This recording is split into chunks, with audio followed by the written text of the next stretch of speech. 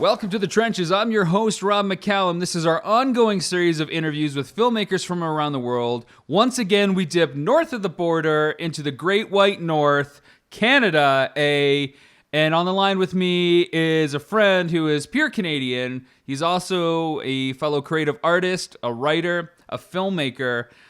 He's been in film festivals, and somehow, even though we're talking about filmmaking, the interview, the conversation will come back around to hockey, so stay tuned for that. On the line with me now is Mr. John Zick. John, are you there?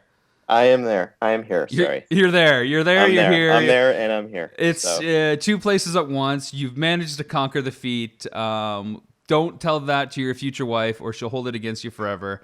All good, though. All good. So, John, tell us a little bit about yourself. Who are you? What do you do? How long you been doing it? Give us the kind of generic bio rundown.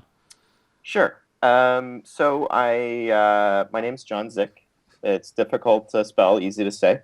I live in Toronto. I've lived here for about, 11 years. I moved up here to go to copywriting school. So I had finished university and didn't really know what I wanted to do, and just by chance kind of fell into finding a program at Humber College for media copywriting. So I moved up here, and it was a one-year program. I finished it, and I was lucky enough to land a job in the biz, as they say. So I've been working in agencies for about 10 years now. So you got the decade under your belt. That's right. You're a bit of a power player. Wow. you're the power player on the scene in the T dot. What? You said it. Am I making you uncomfortable here? No. You can put that on the resume now. You can like on the back of a book, how you got quotes from people. Maybe do that on the back of your resume. That's a trend I'm going to start adapting because the average resume or portfolio, maybe in your case, in our case, doesn't really get to the client reaction. So on the back of your portfolio, you can put power player in the T dot from this guy. Done. Okay, so back in the day, and even still now, you're always focused on writing. You mentioned you're a copywriter now. You've been doing it for 10 years. We're going to get to that world a bit later because I just have hundreds of questions, all related to ad agencies and a weird fascination with who's the boss. But back in the day, let's start off, where it should be. Step one, how did we meet? Do you remember meeting me? Do you remember how that whole thing went down? I remember meeting you. I remember meeting you.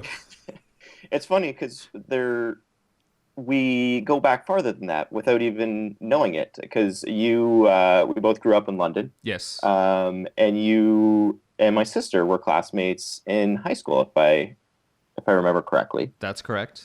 So it's funny because my sister I remember when Ace Ventura came out. We loved it, and it actually was banned by our father from saying Ace Ventura quotes in the house because we just overdid it too much. Joe wouldn't let that happen. Joe put like an X-nay on the Ventura A. He tried to nip that in the bud, but then how'd that work out? Yeah, not too well for him. But my sister would say, "Oh my God, there's this hilarious guy in my class who does a better Ace Ventura impression than you do." I've never heard this. Oh, this is 100% true. So of course I was had to seek out to find this person and destroy them because they couldn't have a better Ace Ventura impression than me. But so that's even before we met. We met. I think it was in a film aesthetics class, second year or third year class. I was in my last year, but I had switched programs, so I was taking second and third year classes in my last year at Western, and we were in I believe it was aesthetics, was it not? I don't remember. Yeah. It was the college days, man. It was the college days. I mean, who knows what we were sipping on, and we were watching so much whacked out cinema. I mean, that was inducing its own kind of toxin into us, let alone what we do between classes. This is true. So I think it was you were very vocal. Me? In that class, very comfortable with voicing your opinions on, whatever film or prop had us watching. So and then I think we kind of just met by accident. I don't think there was any formal introduction. Yeah, I Ever. mean, I don't remember like John meet Rob, Rob meet John, and it was like, Yeah. I don't remember any kind of moment like that. But something must have happened relatively fast because that would have been I believe it was in the fall when we met, Yes. and pretty shortly after that, I think that fall we were making movies together, Yes. together, and somehow I wasn't leading the charge on it. I was helping you make your That. film, and that was like the first of many films we made. We made probably two or three shorts, at least that I can think of. At least we worked together on two or three shorts in varying capacities. But that first one, which was a film about making a film, where students or personalities trying to make a film, and you called it 8.5 minutes that will leave you breathless. A lot of film references in there, very break the fourth wall kind of thing. Exactly. Yeah. And I don't remember how you came up with the script or what the scenario was. To me, like in a complete honesty, I just remember like, okay, we're making a movie and the camera's rolling. It was like it Exactly. was the good old days where you didn't have to think about budget or scheduling or crew or like union stuff. It was just like, all right, you got a camera. Yeah, this is kind of let's shoot this. Yeah. Uh, So, I mean, maybe remind me how you came up with the concept. so I believe when before I even got started on this, I think I sought your help out in this whole scenario because I had seen one of a film you did called Fanboys, Okay. and I think we just started talking about it once, and I knew we had a couple of mutual friends You in know the what? class. You know what? I think this is where it came because I think you saw Fanboys and Aesthetics, Yeah, that's right. and we had a mutual friend who was in that movie, Yes, Choppers, that's right. and that's what made the connection, I think. And it was like, well, I'm thinking about doing a film on my own. Exactly. I think when we first started talking about it, I had always struggled on the execution part of my films. Like I liked the beginning of it and like just coming up with an idea and like if it was in the case of 8.5 minutes, there wasn't really a script ever. We kind of had like a rough framework of what we wanted to do. Um, but Which is interesting because your heart's always been in writing in one yeah, form or another, and we're making a movie without a script. I know it's ironic. I think so. Sorry, just I know I did a bit of a digression It's there. okay. So I remember talking to you, and you seemed to really, from what you told me, you really liked the post production aspects of it. Not to say you didn't like the other aspects, but you liked the editing and sound part of it, and that was something that I was pretty clueless about. Yeah, So I think that's how and we to got hooked up yeah, originally. and to be clear, at this point, I think you just needed somebody to cut it because you didn't know how to do it. Hmm. And I had only used tape to tape machines at this point. I cut Fanboys Right. with titles, music, and effects using tape to tape linear machine, and so I knew that I could get that for you. And at the school we went to, UWO, which I think is just called Western now, some weird sort of branding thing. They that machine, because you had to book time on machines, and they had a couple nonlinear suites and two tape to tape machine units, and nobody ever used the tape to tape stuff. Everybody would line up for the other stuff, and it was kind of like a no brainer. Like, well, why don't Hmm. we just cut Yeah. on this stuff? So yeah, okay. So you bring me into the fold. I'm not the only crew member you bring in, and I remember it really only being the three of us. Do you want to talk about the third, or you just want to glance over it and get to? No, I feel we should talk about the third. Like we probably shouldn't go into too much detail. Okay, so But go ahead.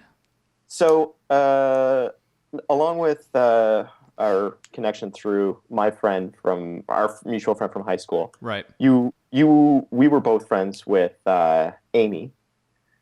Are we gonna say her last name? We'll just leave it at Amy because I don't want to get angry kind of tweets or Facebook messages. She's got Amy. Yeah. It's Amy.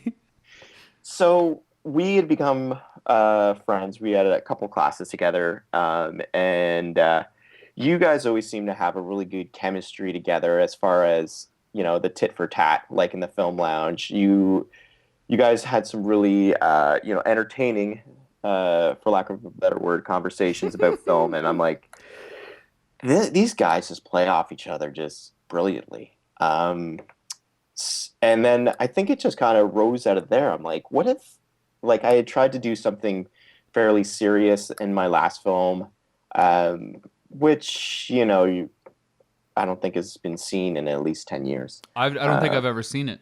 oh, really? I don't think I've ever. I think this is the first film that Eight and a Half was the first film I saw that you made. So, just a quick Yeah. summary on the last one. I believe it was called In the Rain. It was basically the taking of the end of A Farewell to Arms by Ernest Hemingway, in which the main character, who, like, his wife dies during childbirth, and it's him coming home. Or sorry, it ends with that, and then I just tried to pick it up from there. And it just didn't really come across very well, like in So, hindsight. so But what you're saying is maybe Hemingway knew where to end it. you could say that. Okay, I mean he doesn't know much about writing, but you think you can you got a sequel to a Hemingway property? I say go with it. Oh boy. So what I love about this is you try to do a sequel to a Hemingway property. You felt it didn't work out. Okay, that's fine. You can admit your mistakes there. So you're like, you know what? On the next one, I'm not even gonna fucking write a script. I'm just gonna start rolling. Exactly. I'm gonna ignore that whole process. And the other thing too was it was very heavy. Like, it was just about, like, some, like, this wife dying and this guy coming home, and so I've always liked comedy, obviously from the Ace Ventura reference from earlier, Right. but Yep. I kind of just wanted to do something that was, just a group of students, who are trying to shoot a movie, and I kind of I think we kind of plotted out, like, different scenes in that, but it was never written up or anything, like, in detail. Like, it was like, okay, these are kind of the things. This is a scene with me and Amy, and we're going to talk about how the main actress hates me, and then Right. it was just start shooting it. Yeah. And So, then you but I go mean, ahead. I think you hit on something there. Like the Yeah. first film you did, and this is the thing, and this is why I wanted to bring you on the show and talk about shorts because shorts are, the thing that a lot of people start out making. So we got a lot of, young filmmakers out there listening in. And, everybody says if you're going to make a film, take stock of your resources. It's like, okay, I got a house, I got a car, I live in the mountains, I live near a forest. It goes beyond that. Like, look at what you can tackle. I mean, one of the things that we always noticed is, like, we always have, like, our friends in our films when we first start, and you have to Right. make, like, a conscious decision to say, I'm not working with friends anymore. I'm going to work with, actors. And then those actors are usually, like, people of your same age still. So it's really hard to pull off, the gravitas of a drama, especially with something that you're talking about. And I mean, that sounds like a really difficult first film to direct because I don't think I could even handle directing something like that. I made, a handful of shorts and, I got a feature and been involved in other projects. I Yeah. just don't know how I could handle that even to this day. That's something that requires a lot of experience. And I think all the factors were kind of conspiring against you. Like, regardless of what the actual story was that you were telling, just the concept. Yeah. And I don't know who you had in it. Did you actually have, like, adults playing it, or was it like, Yeah, kids? it was. There was two actors. One was a guy I knew, and it was a totally non-speaking role. Like, it was basically, there was no real sound or dialogue or anything like that. But even still, like, just like you mentioned, like, the gravity of this guy, the seriousness of this whole situation that I was trying to film. You know, there was an actress in it, who I didn't know I was referred to, and she was fine. Like, she did a good job for. I think it was. I'm not gonna place the fact that it didn't work on her, or on anyone. Yeah, I mean, it is what it Yeah, is. yeah, but no, I think you make a good point. Like, it's like that was me trying to maybe bite off a little bit more than I could chew, and then I think you're right. Like, what worked for the 8.5 minutes movie was the fact that we were all comfortable with each other and we could just Well, get I mean, we were immersed into it. essentially like a a version of ourselves, if not ourselves, Sure. or like a stylized version. I mean, you talk of, I mean, I haven't seen your original film, your first film. Yeah. And now you're saying there's like no dialogue. It's essentially a silent film. There may have been some music, but those are the scenes that even as a writer today, you know, I dread writing where there's no dialogue, but there's a lot of emotion at play. Like I'm working on one of the scripts I'm working on is like a horror thriller. And you know those moments in horror thrillers where you got people that are, you know, searching the house for, you know, what's that sound? So, you know, you type so-and-so goes up the stairs, they open the bedroom door, they look around, all is quiet. You maybe the curtains are, you know, the curtains billow, you know, as the open window, you know, whatever. But it's like you can type the actions and it's like a roadmap, you know, here to here to here. But then I start cringing because it's like there's so much left to performance for that to be believable. Yeah. You know, and here's a good example. I don't know if you remember, I think it was last year, the Stephen King miniseries, Bag of Bones with Pierce Brosnan. The name, I did not see it. The name sounds familiar. Okay, I think it's on Netflix. If not, Okay. there are other ways to acquire it and take a look at it. But he essentially loses his wife. He's a horror writer, like a lot of Stephen King's films are, and he goes to a retreat to his cottage, basically to work on his next flick because he's under a huge deadline to get it done. But he's like staring at the computer and he just starts like yelling and screaming at it, and it's awkward because it's not like realistic. But his performance, we've seen like 20 minutes of him in grief, so like. What are we going to see, like another 5 minutes? So I don't know. It's a really tough sell to do something like that, you know, at any stage of the filmmaking career. This is, have you, sorry. It's okay. Related. Have you seen House of Cards? Yeah, we actually talked about it on an episode this week. We talked about the whole American version on, well, not this week. I mean, I think this interview is slated for somewhere down the road, but in February, late February, we reviewed House of Cards, and we talk about basically everything across the board, acting, dialogue, scripts, you know. What did you think? Because I asked this because a friend of mine who works in advertising but has a film background had watched it and just cannot get by these moments where Kevin Spacey speaks to the camera. That's I mean, yeah, it's for me. I don't think it's as organic as it looked like on paper, only because I've seen other shows that break the fourth wall. You know, direct address. I mean, Saved by the Bell. You know, Zach Morris turns the camera. He plays it for a little bit of comedy, but it's the same effect. It's insight into what the character's thinking. You know, or he'll like famously call time out. Everybody freezes. Then he says stuff. Another show that's out there on, I believe it's AMC, is House of Lies. With Don Cheadle, who turns the camera, and that's a much more stylized, youthful, energetic show. And because Don Cheadle is just a brilliant actor, he can segue really well into it. That's nothing against Kevin Spacey, but I would tend to agree with that. That was pulling me out the first few episodes. Right, he's gonna be super pissed if he hears this. So, well, I can handle him. Okay, I can take the criticism. We got broad shoulders here at the Wired In Network. That's right. So 8.5, you've got a little bit more favorable scenario, a little bit of a recipe for success here. Even though there's no script, it's kind of like, well, it's almost kind of like, throwing darts at a board, saying, okay, so we're going to tell the story of making a film in a short form. And I think what the final product was, 7 minutes? Because it wasn't actually 8.5 minutes. That's kind of a misnomer, it's not a comment on the film. It's a reference to a Fellini film.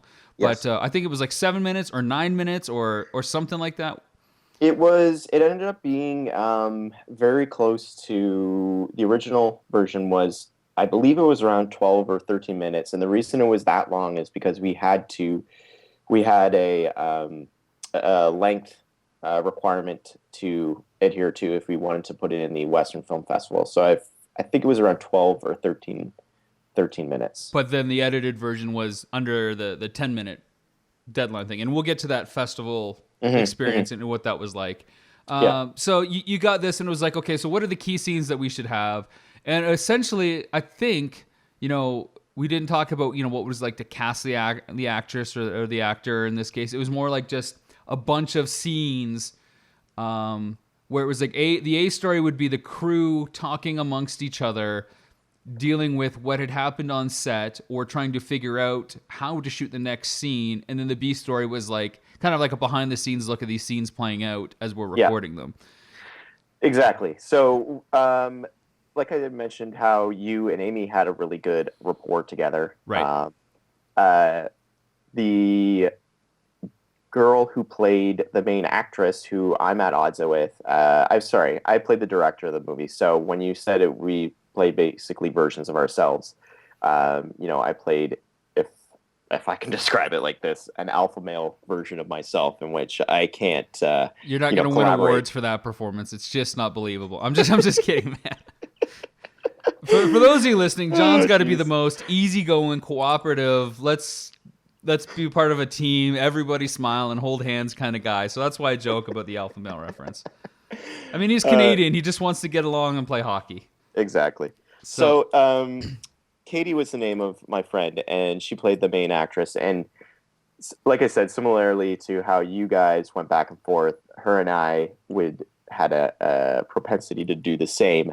And she was wanted to be an actor. She wanted to get involved with film, and she was kind of like the fourth piece yeah, of so the there was puzzle. there was conflict in both storylines. Exactly. Yeah. When we were shooting the scenes, like behind the scenes, well, the scenes that were supposed to be in the movie that we were making, Hmm. it would be you and her kind of arguing about the best way to do that on set. And then the other storyline, it would be the crew kind of arguing amongst each other, with this director basically caught in the conflict on both sides of the coin. Exactly. And it kind of, if I remember it correctly, you were never really intended to be a character in this film. But when we went back to look at all everything that we shot, there were just these great moments of me and Amy arguing about something, or the two of you arguing about something, and it just seemed to really fit in what we were doing, and it really complemented. Uh, like I don't even know. Like I know people came up to me and said, "Okay, was that real? What you guys were doing?" Yeah, I mean, like, again, I don't remember, man. I don't Yeah, remember how we approached the subject. I just remember it was like, hey, grab a camera, let's and let's go. go. Yeah. And again, this is why I want to talk to you, because that's how we kind of all start making movies, I think. I don't think Hmm. anybody goes in and says, okay, I'm going to make this short. I'm gonna Hmm. get a crew of 20 people, and we're gonna sit down and do like a big table read. Hmm. This is the love of it. This is this your second film here is like probably my I don't know, probably it's actually my second film too. I mean, I made a few films in high school, but like Hmm. kind of on a professional level, this would be my second film. So I was Right. still trying to feel it out. And this is just how I think organically a lot of people do it. And it sounds weird because we're not following the rules, but I think maybe because we don't set high expectations when we first start out, Hmm. um, we don't have the problems sometimes that we have nowadays, where we're forced into very specific positions, because the proper way to make films now is everybody wears one hat only, where something like that, like you said, I wasn't Yeah. intended to be a character. I was either supposed to shoot or just edit. And Yeah. then we all had roles that evolved and stuff. I mean, we shot that film without a script. I know. Like we're skipping a major part. And I don't remember too many hiccups as far as the production went. Maybe because we didn't have a plan, it was like whatever was acceptable. Maybe let's just jump to post. Sure. I remember cutting, like you said, the first version was like 12 minutes. Do you remember any hiccups in post? I don't. I remember us working on it together, and we'd get visitors here and there, and we'd book like Yeah. 4-hour sessions at a time, take a break, go get a pita, stuff Hmm. pita, come back with some Tim Hortons and keep going. But do you remember any hiccups in post or stuff that didn't work? Because I think it was really okay. We'll just put this scene and then this scene and then Yeah. this scene and just kind of, I don't know, make it organic. Exactly. Yeah. Like I what I remember most about the time is like me and you were in for I'd say locked ourselves in a room, but we were pretty much in like we were back in the film lab, but it's a pretty public area. Like people are coming in and out, and stopping to seeing what we're doing and that. Yeah. But there was never really any hiccups as far as like piecing the film together. There'd be times I know when Amy would come in the room, and there's that. Well, I think of it as a very famous moment in my life where we'd show her a cut, and then she'd be like, "Well, what about this part? And what about this part?" And you'd be keeled over on the console, tapping the time code to say we're out of time on this. We can't add anything else without taking something else out of it. Um, so yeah, like it was fairly seamless. I think it was. We put together the pieces that we wanted. I think we did the voiceover. I think I did all the Did voiceover. we have voiceover? Yeah, there's voiceover in there because it's me telling. It's Wow. like the after the day of shooting, the director going in and saying, "This is the problem. It's this person. You know, they're effing it up within the confines of the character I was playing." Yeah, see, I don't Um, remember any of that at all. So let me ask you yeah. this. I mean, we didn't really have a crew structure. You originally brought me on to edit, and think I said I'd offer to shoot it, and Hmm. Amy was brought on to shoot as well, I believe, Yep. because she got cinematography credit as well. Yep. Do you feel bad about leaving her kind of out of the post process, or I mean, because it was really kind of something that we all kind of shared. I Yeah. kind of evolved into a character. I think was she always intended to be a character? I mean, I I don't think. know. I mean, I remember her coming in and saying, "I don't like this. You know, put this in, or maybe cut that short." Like Hmm. she's a producer all of a sudden, which is Yeah. fine, you know, because she has a vested interest. She took the time to be a part of it, but Um, you know what? I think I always remembered her being, maybe she wasn't there with us day to day, but she okay. always had kind of a voice in what we were doing. So I don't know. You know, like I remember how we started this conversation was, um, the being interested in how you guys interacted with each other, and then um, maybe I just didn't like, and then I kind of contradicted myself by saying you were never intended to be a character. Maybe it was just more on a personal level that I enjoyed spending time with these people and they seemed like good people, and then it just kind of grew out of that. I don't know. Maybe we made a breakthrough here in this my whole thinking of this thing. This therapy session is yielding rewards already. So you mentioned like Yeah. Amy comes in, she wants to add this. We can't add it in because there's a festival. And back in the day, basically the measure of success, and still is for a lot of filmmakers out there, is getting a film you make into a festival, and then that's a thumb up. A thumbs up. You can pat yourself on the back. Yeah. For us, because we're just starting to make movies. We're starting out. The only festival we really kind of consider, the obvious choice is the schools festival, Hmm. which that year was being held downtown for the first time. It was being taken off campus. I was kind of instrumental in pushing for that because I wanted Right. Fanshawe involved as well, which was like another That school happened in the our year town. after, I think, I right? don't. You see, college is blurring, Yeah. but I remember it was downtown. The festival was downtown, Yeah.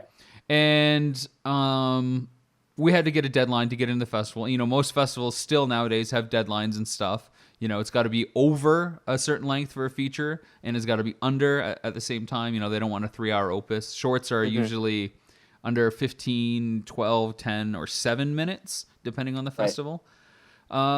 But we finished the film and it got into the festival. I mean, they only pick like, was it 15 films that they put in? So it's like seven and It was seven. something like that. That's right. Yeah. So out of the literally probably 100 films that are submitted, you got a 15% chance if you look at straight the numbers and leave quality aside. Hmm. You got in with 8.5 minutes that'll leave you breathless. My film, my documentary, Fanboys, does not get in. Let's talk That's about right. that. Well, if I can go back to a year prior to when we even shot that, shot 8.5 minutes. Well, we shot it in the fall, Yeah. in like November or something, and then this was like in March. So it's Right. like 2 or 3 months after. Well, even before that, like you're like just what you were saying about like why are we making these films?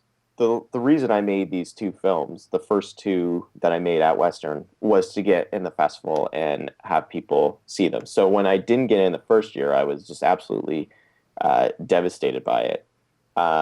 So if I could regale you with a quick story, when they called me after we shot 8.5 minutes, and I knew the day that they were screening, the film festival committee was screening everything. I said two of my friends were actually part of the Well, you organizing see, committee. all the numbers are adding up now. The truth I comes know out it 10 doesn't years look too good later. for me. So I said to them, I think what they basically said was, we're going to call whoever gets in. And I just said, can you just call me regardless, please? Because if I'm just sitting around waiting for a phone call that never comes, I may never recover from that. So Yeah, if you guys that's could the just worst call me. part because they used to Exactly. screen them on one week and then like they wouldn't put up the films for like a week or 2 weeks later, which was kind of like a week before or like 2 weeks before the festival. Yeah. And like you just don't know. So I got the call on the Saturday night after they screened them, and they decided to have a little fun with me. They said, Tracy was going to call you, but because you asked her to, give you the heads up, yes or no, but she didn't want to make this call. And I'm like, as my freaking heart explodes inside my chest, I was like, oh, okay, well, I'm not mad. I'm not mad at all. And then she's like, hold on a second, Tracy wants to talk to you. And our friend handed it to the other friend and was like, she's like, you're such an idiot. It got in. And I'm like, basically lambasted them with a series of profanities that would, make a Bob Saget blush. But yeah, it got in, and I was elated. I don't even think the Leafs won that night, and I still a great See, night. it's coming back to hockey. 30 minutes, that's all it took. Conversation steers back to hockey on measuring success. So you get into the festival. Yeah. I don't get into the festival, and that's okay. And to this day, I've never had a film that I heralded, Shepard, get into the festival. And my time at Western, I think I made like 20 short films. Didn't get one in. Although you're probably the only Western student to have a trailer for your movie be shown before the festival, which I think is an accomplishment on its own. Well, that's because I was like Kevin Spacey, House of Cards. The year that your film got in, I also got elected to run the Film Society with Mike the Greek, who's on our network. Oh, yes, Mike the Greek. So now I had a position of power, and I manipulated the individuals running the festival to say, let's have a sense of community, bring Fanshawe in the fold, and I'm going to make this 20-minute film, this 20-minute short. And I'm not going to submit it because it's too long. We have a 10-minute, limit on the films that get into the festival. But I want to show a trailer. Right. So I got a trailer off. I persuaded everybody in the sense of community, political power. I spaceyed my way into the festival. Well, it's, if you're going to disclose everything, it's going to be hard for me to give you a compliment. Well, that's okay. So you get in. Talk about the festival experience. I mean, it's a bit different because it's the college film festival and stuff like that. But there's filmmakers out there that are in college right now that are listening in that they're in the same boat. If they just get into their school's film festival, that's success. You know what? It is a big deal. Every festival you get into is a big deal, and you should always go out to support the films that get in. If people are programming, go out there, represent your brand. Speak on behalf of your film. I mean, not only is it press, but you get pictures and you build a press kit, and it's just like building a little bit of a resume. It was easy for us to go because the school was in our hometown. Like I said, right downtown. So we go, one of 15 or so films that plays. What was the audience reception like? Do you remember? I remember it quite well. I remember the day of, I was pretty nervous. So I think you were, I believe, the projectionist that night as well. I don't remember. But you, I think, took me out for a couple drinks beforehand just to relax me a bit. That sounds I was about a little right. bit wired. That sounds about right. So we got in, and I believe I was sitting on the right side of the theater. And the reaction to it was as good as I could ever hope for. People seemed to really be enjoying the comedic aspects of it. I remember I watched people more than I watched the actual film because I had seen it so many times. And right. I remember it vividly. Like, people seemed to be laughing in all the right places. And yeah, I mean that's just it. Every joke that we planted, whether it's something that funny that's said on camera or the way that we cut something, it seemed to work out. And there was always a few unexpected laughs, but there was never a joke that fell flat. I remember at the end you had Beach Boys, Wouldn't It Be Nice? Oh, it was come in, and people laughed at that like musical choice right away because they knew the song title, and it's like, wouldn't it be nice if this film kind of worked out and these people could get along?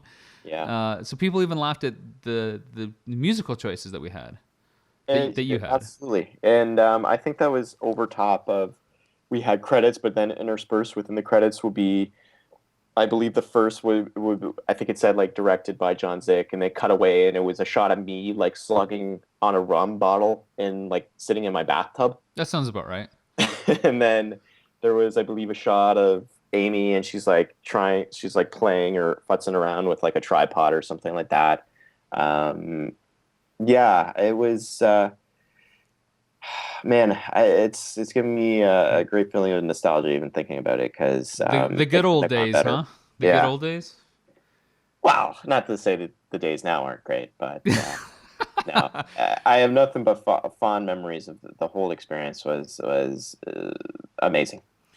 So this weekend you're gonna corral a bunch of friends, pick up a camera without a script, and just start, roping it around. I think the first time I just watched the longer version, the 20-minute version of 8.5 minutes for the first time in about 6 or 7 years now. And I think I showed it to a couple people at work, and they seem to enjoy it. If unless they're just pumping my tires for the sake of it. But You should throw it up on YouTube so some of our listeners can, yeah, you know what? check it out. I'll do that. And then maybe I'll put up the sequel that we made to it, Cross Currents, which is a film that I directed. Yes. Do you want to talk about that for a bit, or we can talk about it briefly? I don't want to really talk about my stuff too much. You're the guest, but we made Cross Currents, which was a sequel. Little bit of a different vibe, I would say, more dry humor, I think, than kind of laugh out loud. I think it was funny. I didn't. I don't remember putting it into a festival, but this is when I first started using nonlinear editing. We used got Steve-O's help to cut that together, and using iMovie of all things back in the day. And then that following winter, you worked on my narrative short opus, the kind of first long narrative project I worked on, and I said long, it was 20 minutes. This is the one we talked about. The one that got the trailer in the festival is Return to Sender, a film noir. That was a bit more of a production. Yes, it was. That was like the first kind of foray into making an actual, aggressive push to try to do something professional with no money, no time, no budget, just people around when they didn't have, homework to do. Yeah. Don't want to get into it too much because there's still a lot I want to talk to you about. Do you remember some of the hardships of making that short? I do remember it quite well. So this was something where my only part was as an actor, because I had this obsession with Orson Welles at the time. So part of the 8.5 minutes was I'm going to, play this megalomaniac and direct it. Not write it, of course, because as we mentioned a couple times, there was no script. Yeah. So I think you pitched me the kind of the concept of it, and it was like you said, a kind of a classic film noir kind of formula of a guy who kind of gets it's just a simple dude who kind of gets pulled into some shit that he shouldn't. Sorry, man. I don't know if we're allowed to swear on this. No, it's whatever. But I love the apology. You're so Canadian. Sorry. I apologize. So I remember the first night we shot was I believe the first scene of the film and the last scene of the film, which kind of takes place in the restaurant where I'm a server, my character. So a couple of things I remember the most about it. One was it was just a brutal Canadian winter that we were shooting some outside stuff, and I was just because I was kind of wearing the trench coat and the dress pants and dress shoes, the kind of the regular garb for the noir hero. Right. And I was just wearing these like super thin loafers, and we were outside, and I believe I almost got frostbite from it. And I think I actually asked you to stop shooting for a while so we could go inside. I don't. There's so much I don't remember about that. I mean, we're talking like 10 years ago. The thing I remember that was probably difficult was just the scheduling. Yeah. Didn't have money for any kind of, you couldn't really put a lot of money on the screen because we didn't have money. So I tried to just book as many locations as possible Right. into 20 minutes. And I think there was, we were inside your house, like where you Yep. grew up Inside and my stuff. parents' house. Yep. We were at my grandpa's industrial kind of complex. We were inside a restaurant. We were outside on the street. We shot like a horse track kind of racing thing where you're That's right. making a bet because your character basically finds like a list of winners, like projected winners, because there's inside information and you're looking to make a buck or something. I don't even remember the story. Remember there was a script though, for sure. Yeah. Didn't make that mistake. There was a script. Well, I think you're forgetting one of the biggest, maybe not Probably. residual events that happened from it was we almost burned down a Pizza Hut. Well, I don't think I remember that at all. I'm serious. How did we almost burn down Pizza Hut? Wasn't there like something happened? Like I don't even know if we're allowed to talk about this, but I'm bringing it up. Well, anyway. it's out there. So I'm in another country, although we there are extradition treaties in place. But go ahead. It's no longer a Pizza Hut. It isn't no longer Pizza Hut. We're fine. So we were shooting there. We shot a restaurant scene, and I don't know how we got hooked up with it. Oh, you guys work. I worked there. I worked there. That's right. You guys worked there, and so you were nice enough to feed the cast and crew with some of the pizzas that we made there, paid for, of course. No, they were free. Oh, they were free. Yeah, they were free. I basically asked if I could shoot there for my manager at the time, and he said, "Yeah, that's totally cool." Because I was somehow viewed as a responsible stand-up, employee. Wouldn't quite say supervisor or anything like that, but he trusted me basically to shoot in the restaurant. Yeah. And I said, is there any way that I can, feed the guys, the crew? And he said, yeah. Just let me know what you do so I can ring it up and cover cost. Okay. So the ovens were on. And I think what happened was an aerosol can or something had slipped or rolled underneath the actual ovens. Yes, now I remember. And then there'd be some smoke a-billowing. So we were able to nip it in the bud, but, we call it an incident, I guess. Yeah, so the things that you encounter, I mean, again, we're doing shorts, and, we talk about it being cold outside, not much of a game plan, not a lock script, something free that turned into a bit of a, disaster with the smoke because the aerosol can. Like, everybody listening, you just got to understand that it's like, these are the same things that happen on like a low budget kind of friends getting together kind of scenario. And those, same random incidents happen on feature films nowadays still. So it doesn't matter what the production, that you're on, what level you're working on, anything can kind of happen. Not really Murphy's Law so much, or even Law of Averages, but anything can kind of happen. And no matter how much you prepare or don't prepare, anything's up for grabs. Yeah. So sorry, just to piggyback on the point you're making. And one of the other things that I remember quite vividly about it is the first time I've ever, made out with a girl on screen for a character, and she was your girlfriend, I believe, at the time. I don't know. I don't know about that. Well, just what you were saying about, some of the sacrifices you have to make your film. It was a situation where you had two. Why are you smiling when you're saying this? Casts. You're totally smiling. Cast for the spot, but you put aside the fact that, well, John's probably going to bring this up to me later that he's making out with my girlfriend. I honestly don't remember. I know what you're talking about, and I don't think we started dating till after the film because we wanted to keep it. But I don't remember. Damn it. But I think still, once we started dating, you're like, so, I kissed your girlfriend. I've kissed her, right? I think you did. I think you did one of those things where you're just kind of holding it over me, like you sticking it to the man. Well, so that's the world of filmmaking. I don't know if you ever feel like going back there. I know you talked about maybe doing some novel writing, still some narrative kind of structure stuff. I've asked you if you wanted to take a look at some of my scripts and give me feedback, and we'll work on that. But now, like we talked about at the beginning of the show, you're a copywriter. been doing it for 10 years. You graduated from university. You didn't know what to do after post grad. Is that right?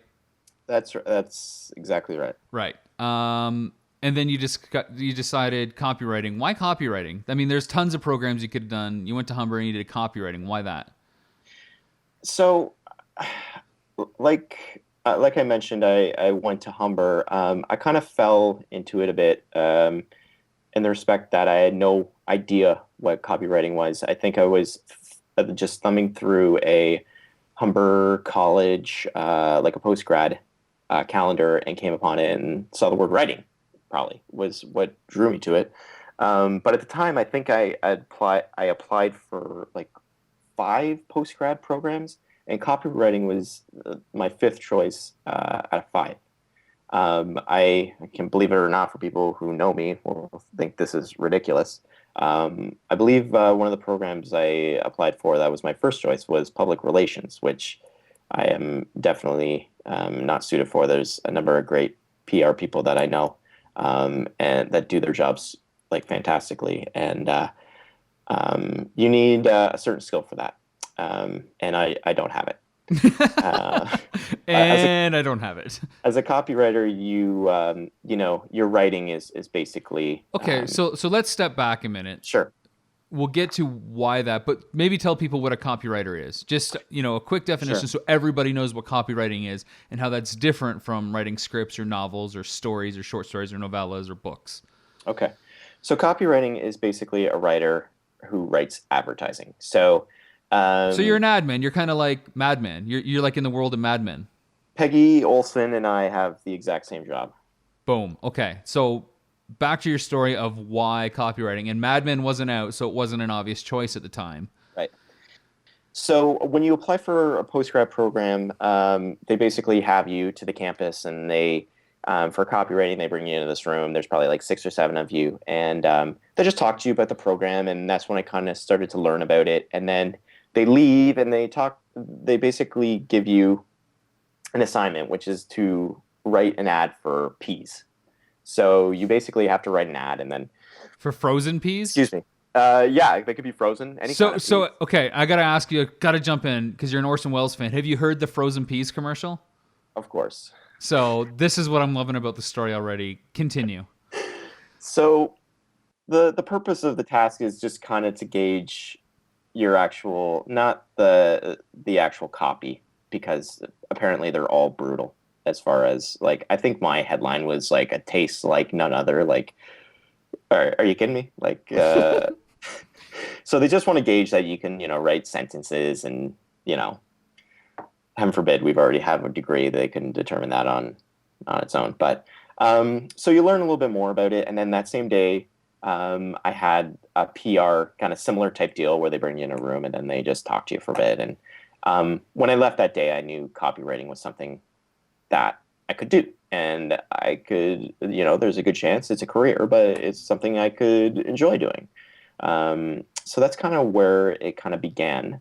You're in class for 8 months, and it was a bit of a shock because it's college learning as compared to university learning. So, I would go up to my teacher and say, hand in an assignment, and I would ask them, like, so this is worth 15%, right? And then they would say to me, well, I kind of thought about it last night, and it's an awful lot of writing, so I bumped it up to be 25%. And I'm like, you just can't change the curriculum Okay, halfway through. I should jump in there too because Yeah. a lot of our listeners in America, they don't understand the difference between university and college. Like we have Right. it separated up there. Down here, it's all kind of just called college. So Right. long story short, up in Canada, there seems to be a bit of a discrepancy between university kind of highbrow stuff, very rigid expectations, versus the college stuff, which is a little bit more practical and hands-on, which I love.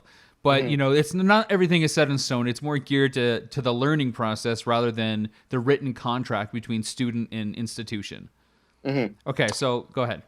Exactly. So thanks for pointing that out, by the way. No 'Cause- problem. Right. So basically what you are doing, you're taking classes, but the whole process is just kind of building a portfolio. And what I mean by that is just a series of spec, or essentially fake, ads that you're writing, and they can be like print or billboard, or they can be a TV script. And this is basically what you're going to take out to different agencies to meet with other creative people and creative directors, and they're going to look at this. And of course, the interview has something to do with it. A fit is as far as like how you fit into their team and their culture, but most of it is based on how good these ads are. Right. That's basically how they're evaluating talent. So did that. Started going on some interviews, and I was lucky enough to get an internship a bit early, so I was able to leave school early to go. And my internship was at an agency called Arnold Worldwide, which Arnold Boston is a fairly big agency in the States, but they had purchased a grand old agency called Vickers and Benson, a Canadian agency. So that was where I first cut my teeth. I was there for about 3 months internship, and then I was hired on contract a month-to-month contract. So essentially, you got hired by the Bauer agency. Angela Bauer kind of hired you. Another famous TV, advertising exec. And then from there, you moved on to the Peterman Company from Seinfeld fame, and you wrote some copy for their stuff. So I was there. I was at Bauer, or Arnold, if you will. Your preference. Or I guess it was probably, trying to think in my head now. It's probably around a year, all told, internship. You know what? It was probably a little bit longer than that. It was probably like a year and a half. Okay, so you were month to month for like 15 months. You never knew more than 30 days? If I can be, this is, I was month to month for the first 3 months, and then I got a contract a little bit longer. I was never full time there, right? Which is one of the struggles I had at this place. If I could be perfectly frank. Well, yeah, because you got to know where your money's coming from. I mean, that's like exactly. Anybody. I mean, everybody knows how hard it is to make money doing any kind of writing, and even with me and my company, Pyre Productions, first in Canada and now here, it's like I need to know right away if this client is a one-off, if it's going to be repeat business, because not only do I got to let other clients know, but I got to book my time accordingly, and yeah, it's difficult. So month to month for a bit, and then like longer contracts, and then you left that place and you went to another place, and was that like a solid kind of? That was a full-time job. Salary. I left. Exactly, yeah. So I left to go to an agency called Wonderman, Toronto. Peterman, sorry. Just kidding. Go ahead, Wonderman. So I worked there on the Rogers business, which Rogers, for your American listeners, is a big Canadian telecommunications company. So they do like cable TV and internet and cellular phones and home phones. Don't they actually own the Sky Dome now? They own the Toronto Blue Jays, and they do own the Dome. I couldn't remember if I think they own the Dome. Yeah, isn't it called they own the naming rights to it? The Rogers Dome? It's called the Rogers Center. The Rogers Center. It's so stupid. Just leave it as Rogers Sky Dome or something like that. Buddy. Back to sports. We're getting back to sports. So I worked there for about a year and a half again, and it was definitely an eye-opening experience. But it was good for me because I was junior enough that I was still trying to build an actual portfolio. So I had my student book to get me a job, but then you're actually trying to build a portfolio of actual work that you've done. So I worked a lot of late nights there, but I remember, it was a bit of a grind, but it's got me better off rather than a job where you're getting a salary but you're not really doing stuff, you're just looking at the internet. Okay, so let's just maybe talk a little bit about that section because Okay. again, like the show is called The Trenches, and I want to know what it's like to be in the trenches in the copy world. You're talking about late nights. Hmm. You've got some sort of assignment. I don't know if it's a solo thing or if it's a team thing or if it switches or it just depends on the client. You're Hmm. personally struggling because the money's probably not great. Hmm. You're full time at this point, which is awesome. It's better than a 3 month contract or a 6 month or just month to month. Because Yeah. I can see when you were working at the Bauer agency, it was just God, I just want to make sure that I have a job, let alone the quality of work I'm doing. Now you're at the Peterman, and you've got the kind of security that you need. Yeah, I'm relating everything to TV shows. It's Uh, fine. It's fine. you've got the security you need, but now Hmm. it just seems like it's getting to the grind, and these late nights. Like, give me an example of maybe you can hide the client's name and stuff like that if Sure. because we don't want to throw anybody under the bus. It's not the point of this. It's give me an example where you hit a wall and it was like you're up like all night trying to crack the slogan, or you Hmm. know uh, maybe we can talk about A1 B2, Yeah. um, whatever. What just bring me Okay. to that world. Tell me how Sure. difficult it is. So here's a perfect example for you. So how just to give you a little bit of a background for how you get a project or how you take a project on. So basically, myself, I would work with as a copywriter, I would work with an art director partner. So we work together to come up with the idea for the ad, but I write the words and the headlines and that kind of thing, and then he or she does the layout and design, or basically puts the ad together. So we're talking print, like magazine print or newspaper. Yeah, exactly. Or if you wanted to say, if it was like a TV spot, we would maybe work on the concept of the spot together, and then I would write the script, and then they would have, more of a hand of picking locations. But this is all stuff that you do together. Like they're not Okay. exclusive. Like sometimes, my partner will come up with a great line for an ad. Or I'll think of like, what if we move this there in the ad? So Right. you're working together. You're one person basically. Okay. So we were working on a piece, a poster campaign What kind of for what kind of for client? it was Rogers. I could say that what Okay, the it client. was Rogers. So basically, it was just to promote some new programming that they were having. Okay. So we came up with this concept together, and went through several rounds of revisions, and we're up late putting the whole presentation together, and we were supposed to present it at like say 3 in the afternoon. So we would have our like group creative director that they would approve work, but then there's also like a VP creative director.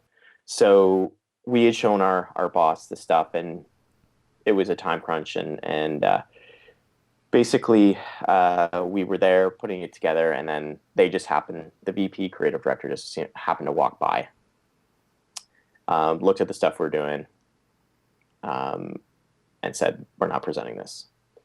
So this is a presentation that's literally 2 hours away, and like if they don't sign off on it, it's not going to go through. So basically, at that point, you're in a position with, if we're going to be able to salvage this campaign or this presentation time, we're going to have to go back to the drawing board, and we have an hour to do it. So that's what happened. Luckily, we were able to. You're not always lucky enough to have this, but there was another team that was free that basically had to kind of sub in and help us. So, it's that basically opened my whole freaking eyes to. I was still fairly young in the business at that point. Like this is real. This is real shit. Like if we're not able to do this, like, am I going to have my job tomorrow? Am I going to, how am I going to get through this next 2 hours or so? So luckily, we were able to get it to a point that it was presentable, but it was something that we presented, and it never actually saw the light of day in that because it was a project that ended up not going forward. Oh, so So, all that for nothing. which happens a lot in the business, is like, Well, yeah, because you don't know what the client likes, no matter how much your team, as we've seen from yeah. multiple episodes of Mad Men, they can get excited about one campaign and miss Hmm. the obvious reasons why it won't work for the client. But, you mentioned that you were forced to bring in another team. Yeah. At that point, is it like a hit to the ego, or is it more like you said, we just got to get something good and then worry about the personal shit later? It is a hit to the ego. I think at the time you have such a short window to get this done that you're kind of maybe not relieved, but okay with the fact that somebody else is coming in. But definitely you're thinking about it afterwards because, if I can't prove that I can do this, like, what's the point of having me around, you know? Um, yeah, it's So let me ask you this then. I sure. mean, maybe in that scenario it's a bit easier to identify because you do mention there's an ego factor. How Mhm. competitive is it in the office space? Like you got you and your art director, and I'm assuming there's other pairs of people that work together. Mhm. First of all, how do you, pick your art director, or how is that team assigned? Is it like, your higher ups that just think that's a good match, or is it just okay, here you're working with this person? When you're a junior, you're kind of just handed a person. Okay. Um, when you get a little older and have a little bit more experience, you kind of are more in a position to say, I really like working with this person. I have a good chemistry with them and that. And, that's like at first, it's such a crapshoot because you're like, you got this job, you're getting thrown in with this person and you're in there together. So you could have a fair, strong dislike of this person, but, you have to kind of just suck it up and do it. And the art director really is just like they have no say in it, and they're just kind of just paired wherever, just looking for work. Are they contract? Are they freelance? Are they full time like you They'll are? they'll Or? be staff. Like, it's like there's a certain number of creative within a creative department. There's a certain number of full-time copywriters and full-time art directors. So they're all basically on the same level. You know. Okay, so Yeah. you got you're with somebody, you're a pair, you're a team. Now, like, Mhm. how much competition is there like in the office? Is there like two or three other teams? I mean, I guess it's gonna vary depending on the agency you're working for, but is it really competitive? It can be like a lot of in the probably about 5 to 10 years ago. I've always seemed to not have a set partner. Like, I'll work with several art directors within a creative department, but like a while ago, it was you were a team, right? You had the same partner. So I can imagine it is fairly competitive because I know there's agencies that will brief multiple teams like on a project, and then they go away, they come up with their ideas on their own, and then they come back and have to compete to basically see what work is actually presented to the client. I've never been in a kind of a department like that, but I know they exist, and I know it can get a bit fierce. So you're past the initial rookie stage, you're past Yeah. the junior stage. Now you're a senior copywriter. I am a intermediate copywriter Okay, so you still. got you got one more bump to go, even though Yeah. you're a power player on the T dot scene. Um, I mean, I guess what's it like now that you've got a little more experience, a little more, stability? You make money, Mhm. you make money, but I don't know what's it like now. Like, are you itching to get to the senior level, even though that probably brings a little bit more responsibility? Are you looking for those awards? I mean, you're probably still trying to build your portfolio a little bit. You're always looking for that next great, piece to put in Mhm. there. But I mean, it feels like you've kind of, you've survived the harsh winter of, getting a career in the field. Mhm. It's not like a phase, because some people, they'll drop out in school, they'll go like a year or two after, won't be able to deal with the difficulty, or they'll make to the step you are now, and they'll either hate it or love it. You Mhm. obviously like it. You've been doing it for 10 years. Like, how do you get to the next point? Is it just a matter of putting the days in? Is it a matter of cranking out great ads and or sabotaging other people? Or It's probably less the sabotaging part. because I can make a phone call.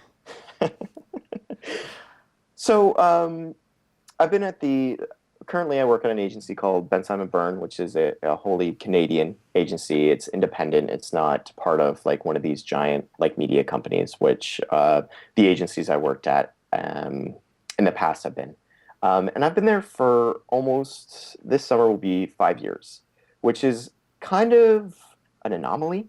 A lot of times you have to kind of move to move up in salary and in position. So I think the last stat I read was, and this could be totally outdated, but I think for most agencies, it's the turnover is 25% of the staff a year. So you get a lot of people moving around. Whereas since I've got here, it just seems like the right fit for me as far as the type of culture. It's a very warm and welcoming culture. Not like other agencies I've worked in the past, which is much more of a company. Yeah. I mean, and uh, I've heard similar stats. You talk about 25% a year. yeah, The thing I hear was if you're with a company or like in a client exclusively, don't make it last more than 2 or 3 years because, once you finish that relationship, that's all you're going to have in your portfolio to show if you kind of go any further. Like I know I got a couple friends who just finished like 3 to 4 year gigs with one client, and their reels as editors and producers are all that stuff because they haven't done anything else because they've been too busy doing that. So when you do 2 to 3 years, I mean, it's a bit different because at least your portfolio is diverse because you're bringing on other clients. But yeah, I mean, I've heard similar stats. So you're there 5 years. yeah. And really, 5 years, is that accurate? That's accurate, man. It was July Yeah. 2008. So, but you make a good point. So when I was at Wonderman, I just exclusively worked on Rogers. Peterman. So I was there for about a year and a bit. But since I've been at Ben Simon, I've gotten the opportunity to work on, kind of a pretty wide breadth of clients. Are you allowed to mention any clients? Sure, we can mention some of the clients I've worked on. Recently, I've done a lot of work on Scotiabank, which is a Canadian financial institution. Are you responsible for some of those ads, like some of the television ads? Because I know a lot of people that actually get cast as actors. So most of the stuff I do will be. I don't work in broadcast as much. I'll work a lot in the web, like digital and online stuff. Sure. Some of the other. So Scotiabank. Who else? Let's get to the goods. So, Impress me. I've got to work on Scotiabank. I've got to work on a few different. I'm saving some of the bigger ones, the ones you're trying to lead me to for the end. You're building up.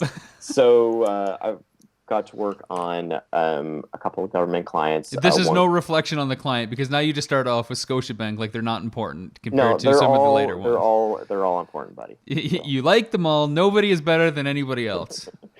Some of the other ones I've worked on, one is called Trillium Gift of Life Network, which is a Government of Ontario organization which promotes organ and tissue donation in Ontario. You gotta love the government gigs. You know what? They sometimes get a bad rap. Like some of the best work I've done, I've got to do has been on government stuff. I got to tell you, man, a lot of my early stuff when I was, call it like a junior freelancer, was government stuff, and it was fast turnarounds. The best part was government always paid because they don't want that rep, but right, lot of good experience I had on that material. So go on after Trillium. So some of the other ones I've done is Canadian Football League is one of the clients we have here, the CFL. Fantastic. They play football north of the border, Rob. Really? It might be a surprise to some of your American listeners, but why do you need 4 downs? We can do it in 3 on a longer, we can wider. Do it in 3. We can do it in 3. That's your next ad right there. The CFL. We can do it in 3. That's a freebie. Oh, Jesus. Some of the other stuff. The UFC has an office in Canada. UFC. Yes, the Ultimate Fighting Championship. Boom. Has an office in Canada that I've been lucky enough to do some work for. Cool. What else have I done? I think mostly in the past while has been a lot of stuff for Scotiabank. This past year, I got to work on because a lot of times copywriting and advertising, people just think of it as, you know, a TV spot or a print ad. But got to work on a really cool project for the CFL. It was the 100th year of the Grey Cup, Right. just this past year. Yes. So the CFL put together this really great commemorative package, along with Canada Post, which had like a small, like Grey Cup in it, and some other That's, like well, at cool least that's collectibles. appropriate, right? That's Yeah. kind of appropriate. Makes sense. Yeah. That But makes some sense. other like collectibles, like stamps.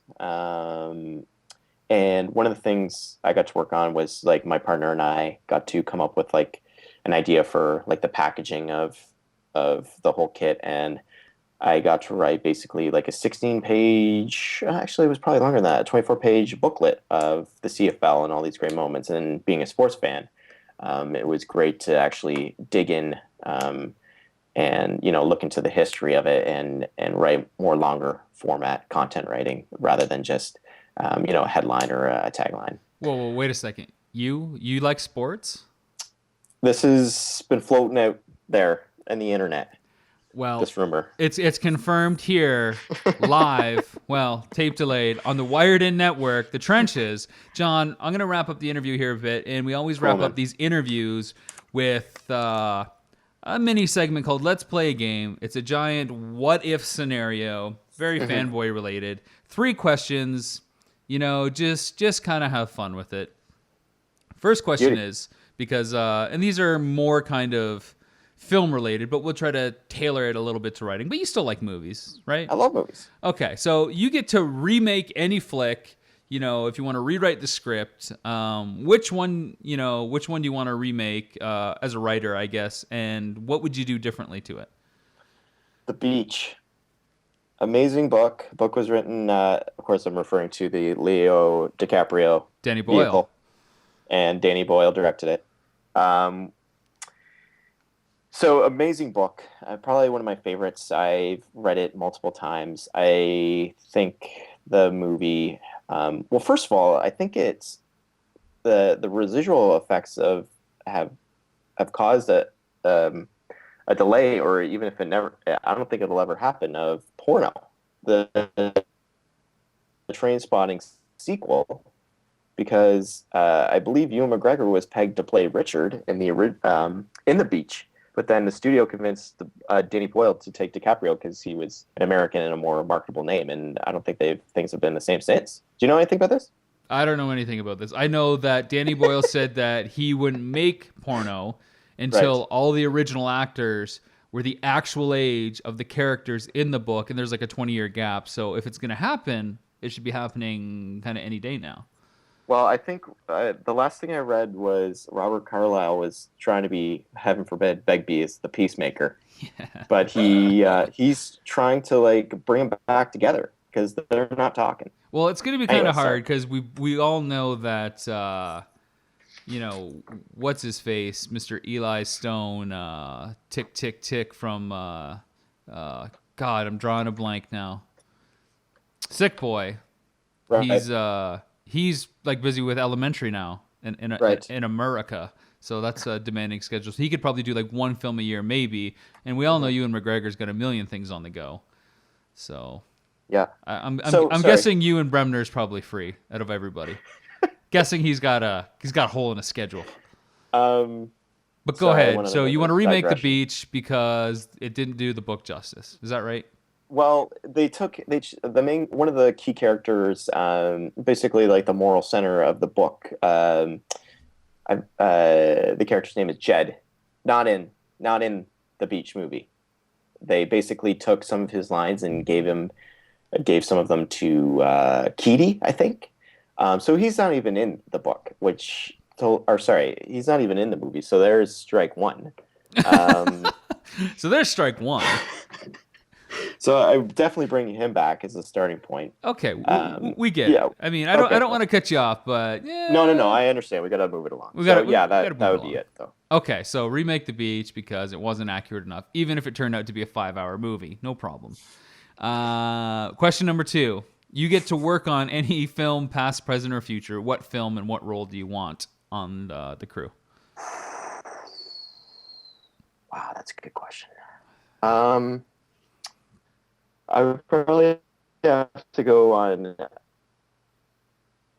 Citizen Kane, probably one of my favorite movies of all time, as I mentioned ad nauseum. I'm a big Wells guy. And I would just be happy with his personal assistant, to be honest. Just to, he'd probably treat me poorly, but at least, I could just, bask in his aura. Orson Welles, personal assistant. He's a 24-year-old kid making Citizen Kane. You want to be his assistant. Okay, sure. Yeah, I think that would be fun. We have a lapse in the... I think you break it up a bit, or maybe you just didn't care for my answer. No. I heard it. There was some technical difficulties there, so that's why I kind of recapped a little bit for our listening audience. So, Citizen Kane, because you're a huge Orson Welles fan, and you'd be happy to be his assistant. Yeah, I mean, shit, who wouldn't want to be on Citizen Kane, right? Even just swing a hammer, or quietly observe, or just take notes, or I don't know, whatever, anything. Well, I could play Mr. Bernstein too, if that would help. Mr. Bernstein. I kind of peg you as more of a Jed. Okay. A little more Joe Cotton. Okay, yeah. Question number 3. You ready? Yeah. Final question of Let's Play a Game. The Trenches What If scenario. If you could be any superhero, who would you be, why, and how would being that hero, or how would the hero's superpowers help with your career goals? Wow, that's a good one. Back-to-back good ones. I like it. I don't know. I think I would really like to be the Hulk. I can see being the Hulk great in a copywriting situation. So here you go, Rogers. Sheer intimidation, man. If you're in a presentation and you can't, they're not liking the work, you just go into Hulk mode and just be fired. What I like about what you're saying here is you don't necessarily want to use the powers that come with the hero. You want them as a passive thing so that nobody tries to upset you. You know what? You present something, and everybody knows if they say the wrong thing, you could Hulk out. I kind of like that approach. Well, let me say this, dude. It all goes back, and it doesn't go back to sports in this case, but I think there might be some truth to that, because I think, one of the things about me is I am a little bit laid back. So, I think to be a bit more of a extrovert, just being more, not... just being more out there and not as, more, just push stuff more, not to, try not to be so, maybe I shouldn't say this. I could get in trouble. Maybe just throw it out there more, like the Hulk. Well, I hear you, and that's kind of the design of the question, to see, what powers would you need, and, why would you kind of need them? But, I mean, who wouldn't want to be the Hulk, really? I mean, I'd love to Hulk out on set for, just so I could move cars if they were in my shot or something like that, right? Just take a slap to the face, get all green and muscly, and just move what's in the way, and have somebody try to tell you otherwise. Exactly. So, John, I'm gonna say thanks for being a part of this interview. It's it's been fun. I mean, I hope that the trip down memory lane for you has been great for you as much as it's for me. But I think it's really been insightful. The first half we talked about, what it's like to make, shorts just starting out, and how that some of those problems are still the same problems that come down the road, whether you schedule or prepare for them or not. I guess the takeaway lesson is, if you don't have a script and you don't prepare and you don't do anything professional, you'll still get into a festival. Yeah.